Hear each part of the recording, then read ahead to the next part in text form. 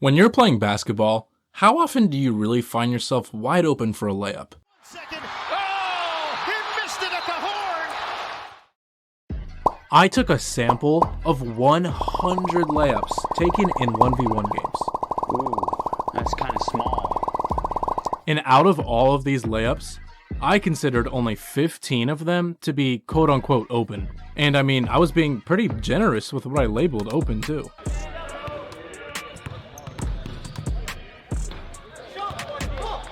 The point I'm trying to make with this is that in basketball, you're very rarely going to get a wide open layup. On top of that, you'll often have to fight through contact to get to the rim in the first place. I'm sitting with that. As basketball players, we cannot shy away from any contact. We've got to have an aggressive mentality. So in this video, we're going to look at why initiating contact on your finishes can give you open looks.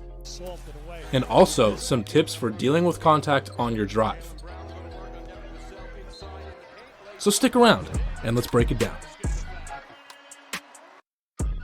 During my sampling process, I stumbled across this game between Nathan from FreegaFam and the mixtape legend Trevor Dunbar. This game highlights exactly what I want to talk about in this video. Nathan is slightly bigger, and his game is simple. Triple threat, drive straight to the rim, and depending on where he makes contact with his defender, he'll counter. Every take, he was on a straight angle to the rim, which of course often results in some contact.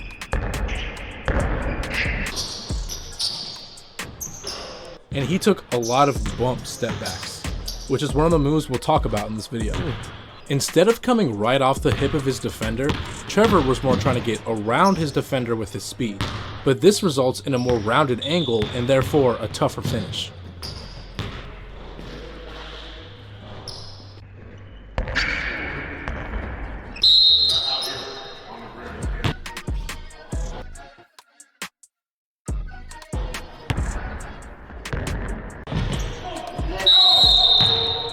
This game was a blowout, and it was only when Trevor himself started to play aggressively through some contact that he finally got on the board. So as you can see, we want to be driving right off the hip of our defenders because it gives our defender less space to slide and cut us off. But this tight of an angle could result in some contact. In order to deal with that contact, we must first drop our shoulder.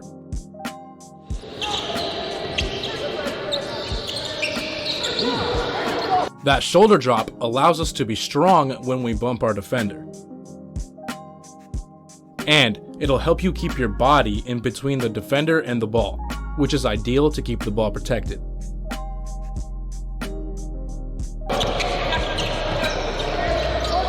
You can ensure that your shoulder is being dropped if you think of driving with your off arm engaged in front of your body. I like to call this the loaded chicken wing.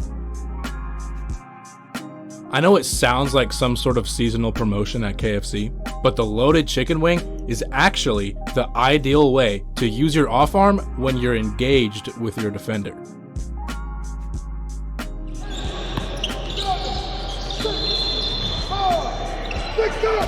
You can use your swipes when you're trying to get past your defender, but when you're making contact with them, I'd recommend this armbar technique, and I'll show you why. Let me demonstrate with our first move. We see our lane and we explode on that tight angle, but our defender stayed with us well. They have their full body in front of us, and they're jamming us on our off-ball side. When they're in this position, we bump with the chicken wing and get into a snatchback of your choosing.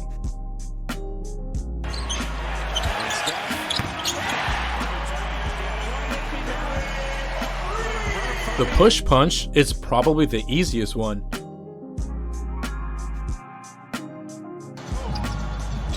They rank 29th in the league in three-point percentage. Paul George, a little mid-range. But you could also extend out really far and use an under drag.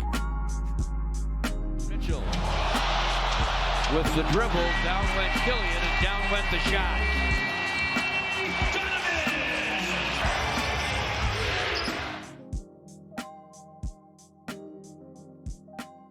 Horford.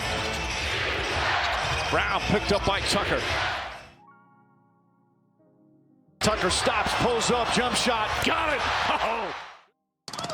I'll get you, bitch! Jaylen Brown, a clutch jump shot. And finally, the behind the back is great when you want to get lots of distance backwards.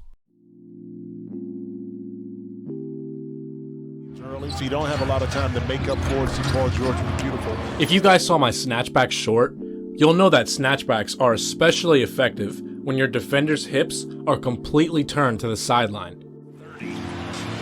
Steph Curry drops in at 3, and he's got 45. My goodness. Once you're going downhill hard and you've got your defender's hips turned, add that bump to the mix and you could just put your defender on SportsCenter. A more veteran team than I know some of you guys watching this have been thinking, these are all fouls. Like, what the? And I actually have an old video about the rules behind push-offs. When he feels you on one side, he curls to the other side. Pivots to... An offensive player may not push off their legal defender in any way. Cade gets rid of him and knocks it down from downtown. The long gun goes for 2. So yeah, this move does come with a lot of controversy. The rulebook says, The dribbler, LaMarcus Aldridge, starts toward the basket, and by combining a sudden stop with an illegal push-off with his off arm, he creates space between himself and his legal defender, Dwight Powell. The extension of his left arm from elbow to wrist to push off his defender is illegal, and it is an offensive foul. Extension from elbow to wrist. Oh, okay. So as long as I don't extend past an armbar, I can use my off arm. But then right after that, they go and say this. An offensive player may not push off their legal defender in any way. I can't push off in any way? Which one is it? Fuck! All of the rule books will say no. No use of the off arm at all, for anything. You can't even use it to protect the ball. But yet, the use of the off arm is hardly ever called. Referees have a rule they use called incidental contact, which basically says the referee shall decide whether the player who caused the contact has gained an advantage. It's like peeing in public.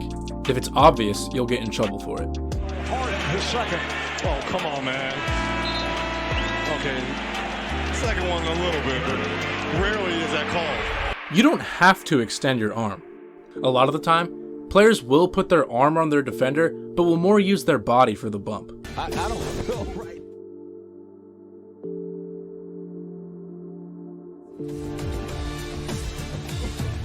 That is inhumane. But you'll hardly ever get called for a little extension. Harden. Curry stays in front of him. To the basket on the elbow, leans in.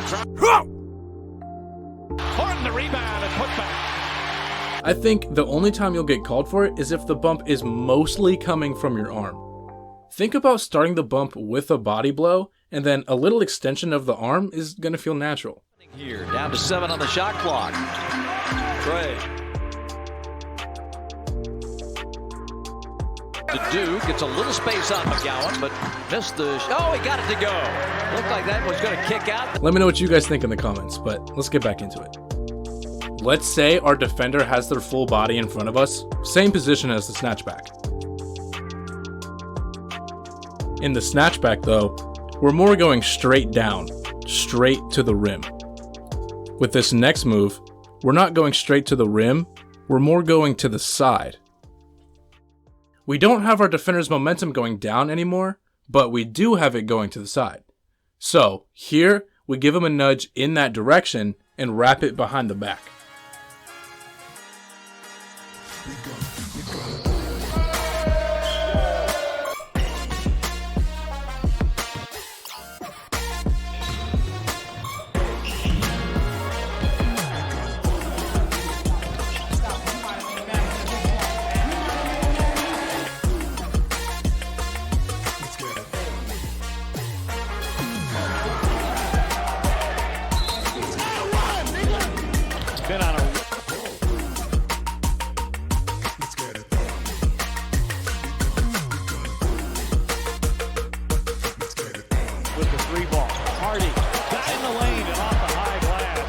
And what you'll notice is that it's a hard, explosive initial move on that diagonal angle.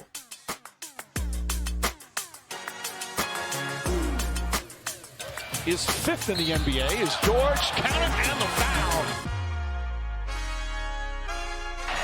He's still backpedaling, contact made, and Paul George. The faster you go, the faster your defender has to go. So if you explode on your first move, you can catch your defender while they're still sliding with this behind the back.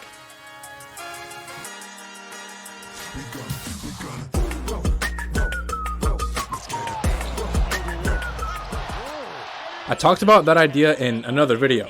Check it out. It has cool music. Hold up. Just wait, it's coming. Hey, where are you guys going? No, but back to that explosive initial move. That kind of ties me back to that aggressive mentality that we talked about before. George, just step away. It's good. The first bucket for Paul George. In basketball, you gotta be aggressive. You gotta give all your moves 100% energy and focus. Hey. There's a three. Puts it in again. Steph Curry from downtown. You know, I used to wonder why tennis players would grunt when they hit the ball, but now I totally get it. Y'all be scared to moan. I be playing basketball like...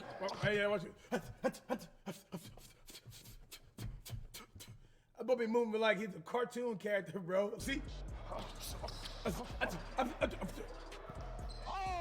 But there's actually a fine line between playing aggressively and having tunnel vision. This is actually a concept called arousal regulation. You definitely want to be energetic when playing basketball. But if you're going into a basketball game with like fucking ooga booga, I want to rip your head off energy,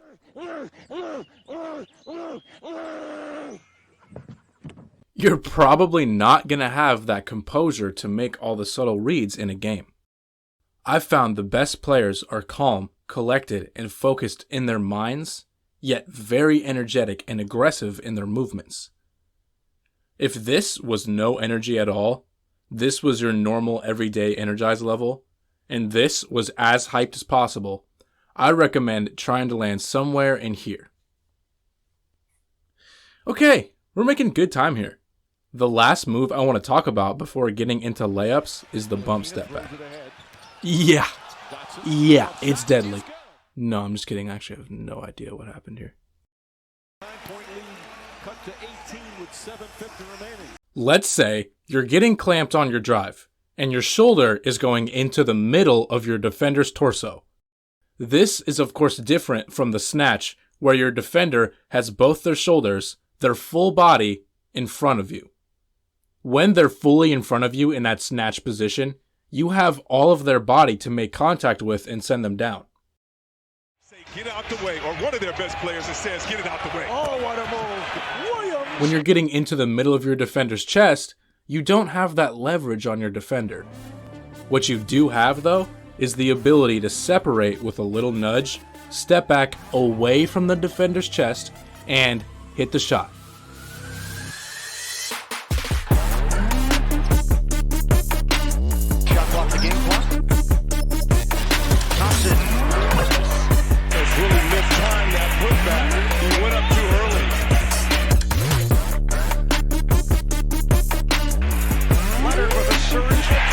Put that junk in, and there's the step back by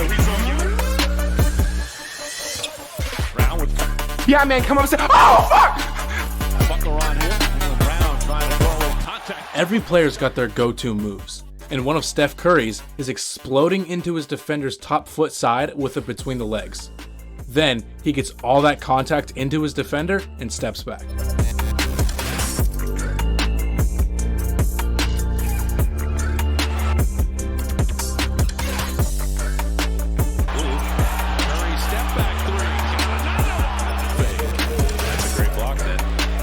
Separate.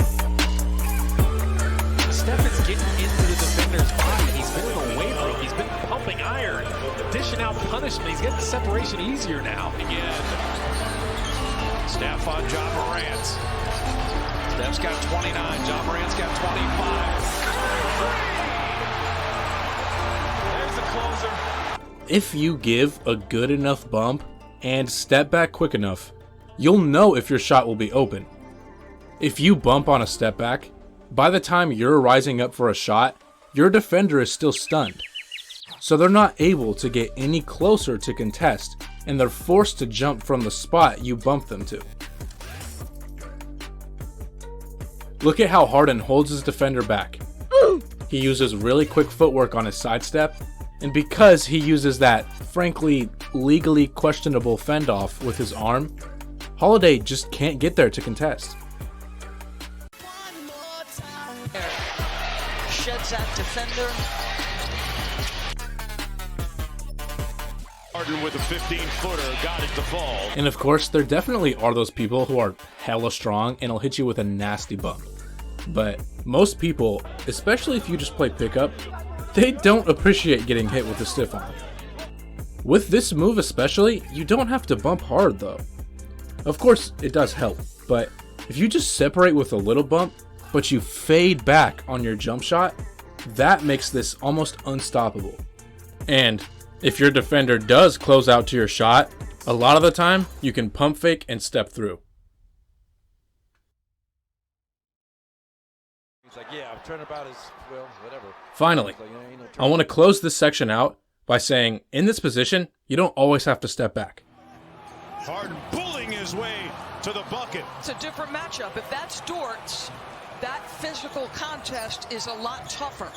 If you've got some strength on your matchup, why not just keep barreling through?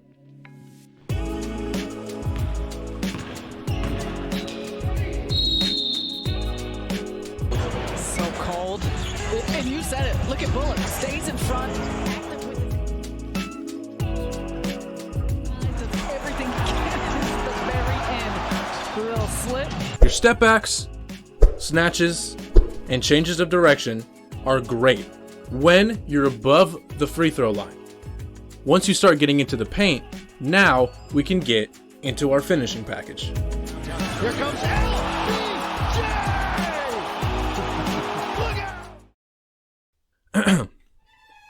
The fundamentals of finishing. First, keep your body in between your defender and the ball. Think about hook shots. There's almost no way to block a good hook shot. And that's because the offensive player's body is in between the ball and the defender. This idea of keeping your body in between the defender and the ball has resulted in some crazy finishes. Oh, yes! This is one for the book, QB. He's done a lot of great shots, but I've never seen this before from him. Well, you see, it was an excellent save. Now, when he gets it back, you'll see him elevate, do a 360, and just toss it up. This idea is implemented into most of the finishes you'll see soon. Second, fundamental. Make contact on your finishes. Without contact on your finish, you let your defender get into your space to block your shot. To Schroeder, who has it rejected. By getting into your defender, you mitigate their ability to jump towards you. Once you make contact on your finish, now your defender can only jump straight up. Off in a little bit, but look at this handle. Smaller and should be quicker than you, but Jordan Poole says, no, I got enough quickness to get What they need to do.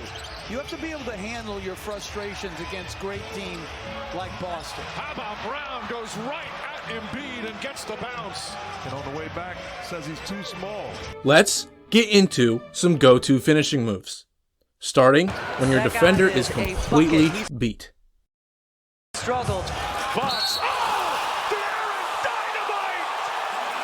Dynamite! When your defender's behind you, you might think you have an open layup. But objects in your rearview mirror may be closer than they appear. You might have already found this out the hard way. Up for the layup. Oh, blocked by James. LeBron James with the rejection. What do we do? One of the best options is to jump slightly backwards, bumping into your defender. That mitigates their contest, and you just extend out for the layup. Another option is a show and switch. Show the ball on one side. Defender think, ooh, me jumpy. And you finish on the other side. Left hand, Jokic does, and he crosses over on him. That was a really nice, crafty play by. Well, this is the Jazz we've been waiting for, the hustle. A little magic of his own going to the free throw line. There, because he's willing to give it up and finish it.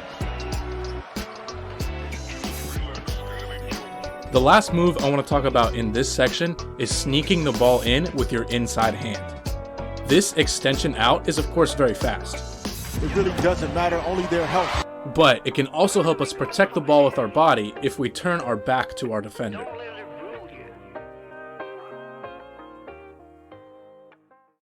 Okay, hypothetically, let's say we lost some speed. Fuck. Now we've got a lane to the rim, but our defender's on our hip. Don't just go up. Against the Celtics. Here's Tony Snell. Oh, he got that packed. Instead, make contact on your finish. This position almost always calls for a veer step. The veer step is one big step forward, then you veer into your defender with your second step and jump off that leg. Got into the paint and play a little pulley ball. Celtics offers first from downtown Bledsoe. Some players like to land their elbow or tricep onto the chest of their defender. Paul George to the basket, lays it up and in.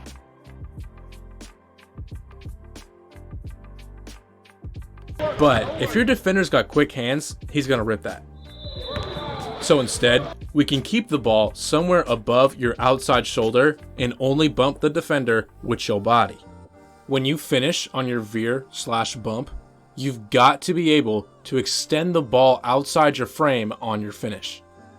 This is hands down the best finish in basketball. You need to be able to extend the ball outside your body and kind of mini hook it in. Behind his back and lost it. Here comes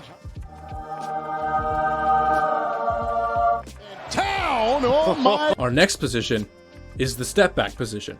Shoulder into chest, getting into your defender's body. Drives on Kleber. The step back is obviously a must-have.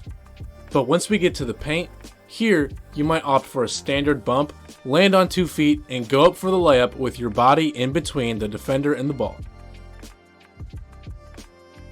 Switching out on Reddick. Simmons taking on Korver and having his way.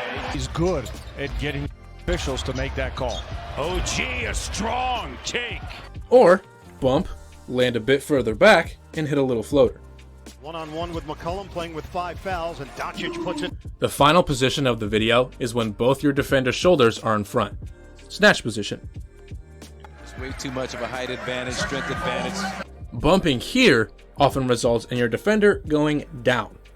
So when you're here, you can bump, continue your charge downhill for a little, but you Euro step before you run into your defender. Tatum in the paint to the left hand. Foreign shooters.